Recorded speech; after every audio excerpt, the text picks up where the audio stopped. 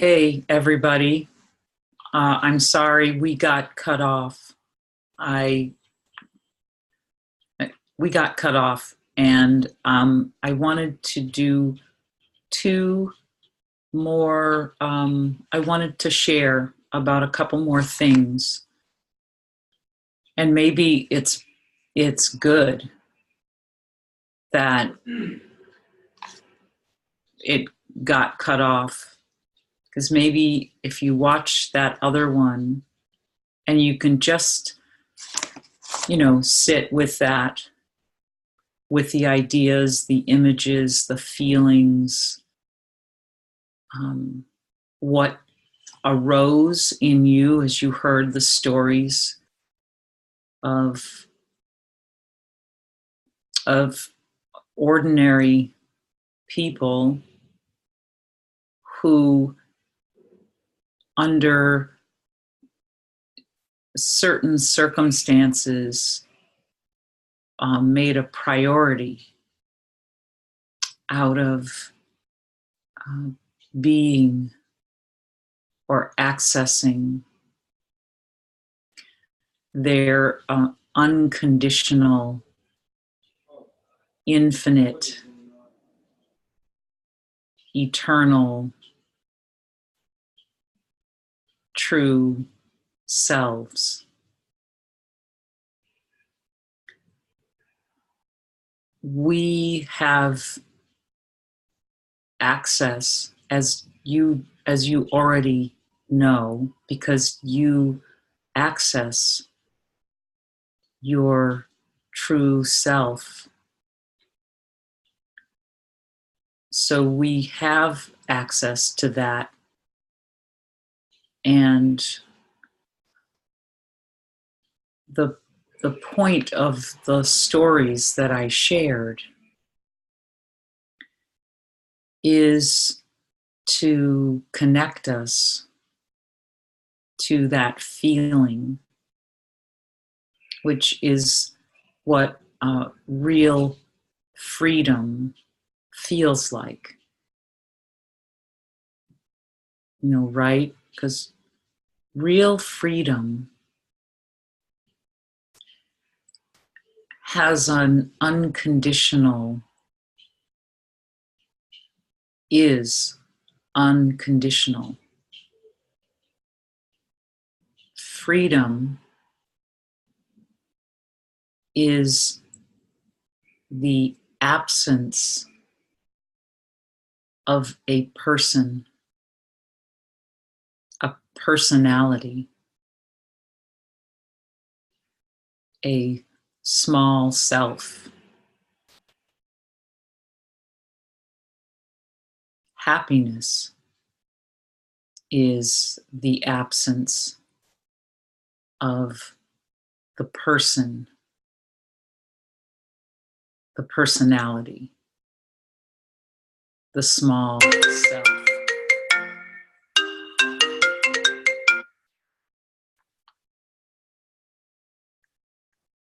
So we have that capacity,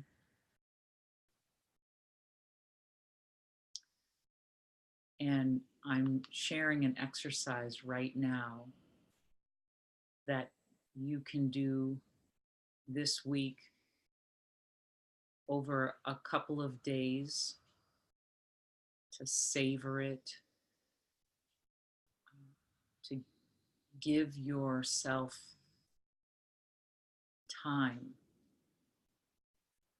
and to explore deeply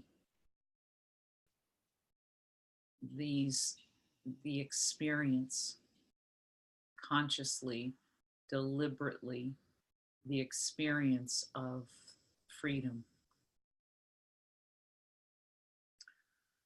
Ultimately, spirit guided fitness is the experience of freedom in the body. And as we know ourselves as the eternal, as the unconditional, as the infinite, as the true self, as the heart, as the knower. We choose from that. It's not a place, but we choose our activities, or we open to our experiences as that truth. And just as Frederick Douglass's experiences shifted after he made that profound decision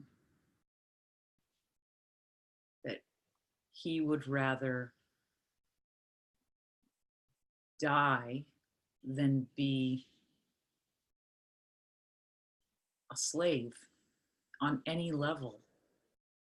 He no longer was willing to compromise with his own happiness. It was that simple. And Harriet Tubman and Martin Luther King and lots of others, family members, people in our communities, there are people, if we are willing to listen, who have made the decision that their happiness was not negotiable, and they didn't just survive, they um, they became. They relinquished an identity that connected them perhaps to a community or a country or a way of life, a tradition.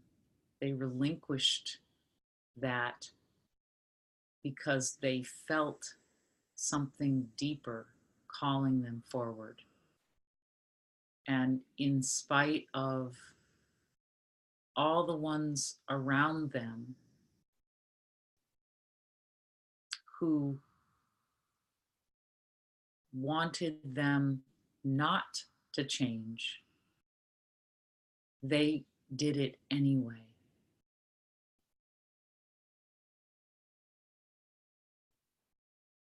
And we are at the threshold right now. And the threshold is that space beyond which we will not sacrifice what we know. We won't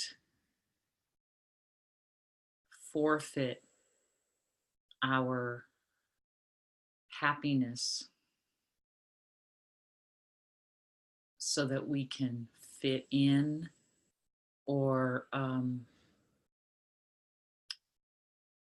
get something that's a temporary fix.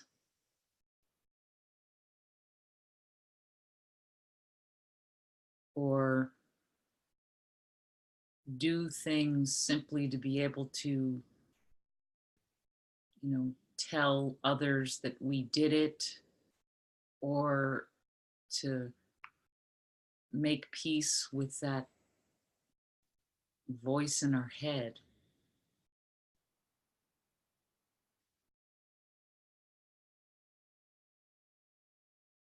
So if there are still things that come up that tempt you to go back to the way you used to be, to, like, I'm gonna, you know, I'm gonna go on that diet, and I'm gonna join that boot camp. And if you are coming from a place where doing that is the way to your happiness, by all means, do it and feel how that feels. And if you want to step to the other side of this threshold and you want to relinquish another go round with that temporary feeling of accomplishment, reaching that outward goal, if you want to let go of that, do this exercise that I'm going to give you right now, and take your time and go deep and breathe and let yourself feel and find what you feel and find. I use this exercise because I did it myself with a teacher named Kyle Cease. And I've been really enjoying Kyle Cease's teachings. And he calls this the deep down exercise. And I like that. And we have other language for this. So let me tell you how to do this exercise. And this is going to be our ask/task for this week, in addition to using our breath practice, truly using that breath practice at least a couple of times every day. Without that, without shifting out of fight, flight, freeze into restore, relax, growth, and repair, without that shift, it's really, really difficult not to orient ourselves toward just getting things done, like just checking things off of lists and joining that boot camp and, for the purpose of fixing ourselves. It's really hard if I'm in fight, flight, freeze. It's impossible to simultaneously be in connection with my heart. So that's why continuing to use that breath practice is essential. So the exercise is, I have other words for it, the matter or spirit, head or heart, thinking or knowing, finite or infinite, temporary or eternal, conditional or unconditional, fear or love exercise. And we're beginning this exercise by feeling into 2, 3, 4 ideas that show up for us as scary, overwhelming, challenging, daunting, impossible, discouraging. I've tried that 100 times and it's never worked, or I'm afraid to try that because I don't think I can do it, or this is what I've always thought about myself, and so I don't like the way that feels. So you start from the place of thinking and feeling conditional and feeling small and feeling fearful and hearing that those thoughts that go with that temporary finite small self, the small self that is trying to talk you into staying small, staying stuck by having that story repeated and repeated. For instance, I did 5 things that were fearful thoughts that would come up for me when I asked myself this question. I'm like, what are the things that come up for me? Here's what came up for me.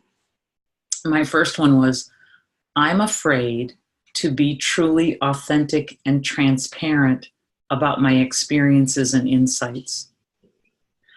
The second one I came up with, I'm afraid that I will lose that I won't lose weight and feel the fun feeling of being thin and enjoying the way I look. These are all just fear thoughts that run in the background. They're just always running in the background. And now I'm bringing them to the foreground and I'm putting them on paper. And it really helps to just see them. The third thing I wrote, I'm afraid that I won't make money as an entrepreneur because I can't figure out how to do it. These are all things that, oh boy, I don't know. I don't think I want to read those.